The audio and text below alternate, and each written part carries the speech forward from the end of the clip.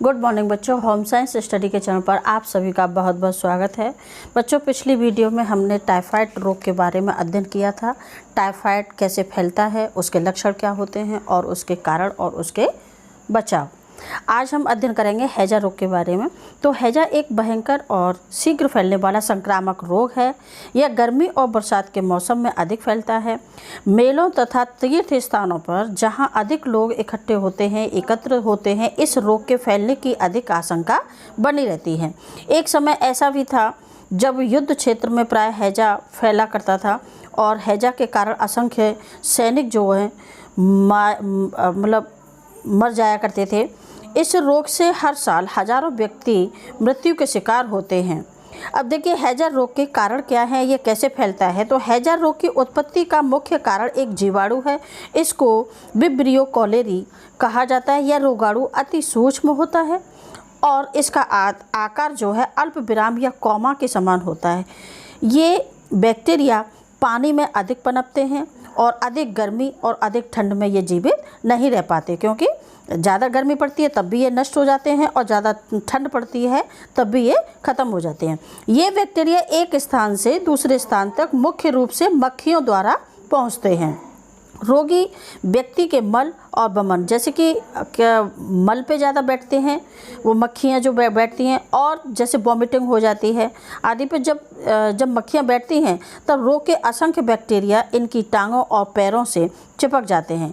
इसके बाद ये मक्खियाँ उड़कर हमारे भोजन और खाद्य सामग्री पर बैठती हैं और ये बैक्टीरिया छोड़ जाते हैं।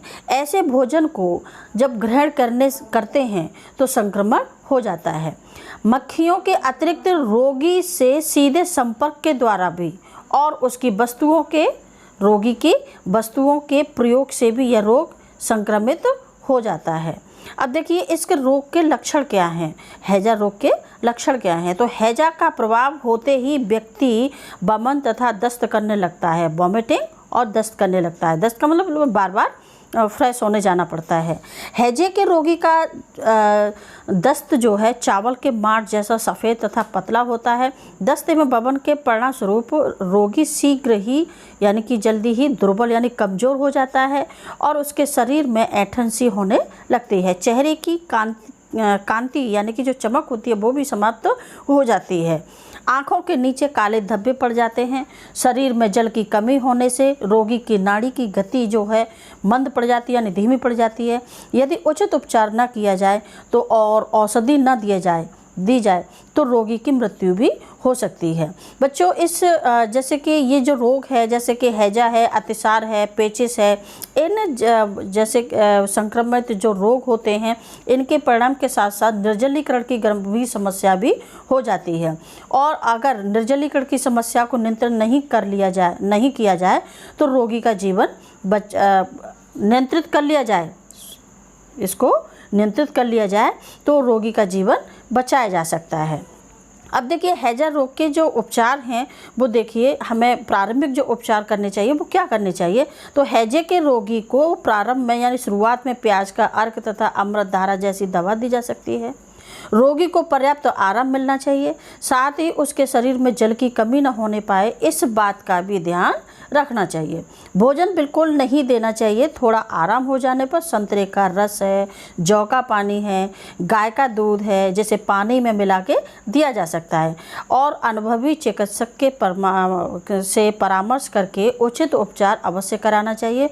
रोगी की स्थिति यदि गंभीर हो जाए तो तुरंत अस्पताल में यानी कि हॉस्पिटल में भर्ती करा देना चाहिए।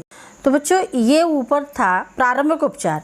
अब देखिए, इस रोग से, हैजा रोग से बचाव के उपाय क्या हैं। तो हैजा के प्रकोप से बचने के लिए क्या उपाय किए जाएं जिससे कि इस रोग से बचा जाए। तो सबसे पहला उपाय है हैजा के टीके नियमित रूप से अवश्य लगवा लेने चाहिए। मेला और तीर्थ स्थानों पर जा रहे हैं तो जाने से पहले सभी व्यक्तियों को टीका अवश्य लगवा लेना चाहिए।